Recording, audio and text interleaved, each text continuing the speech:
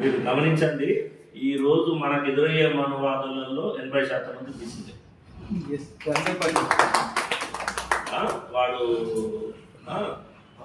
మొలదారం ఉన్నోడిది ఒక లెక్క, మొలదారం లేని లెక్క అన్నోడు ఎవడు, వాడు ముందు కాపోడు. కాబట్టి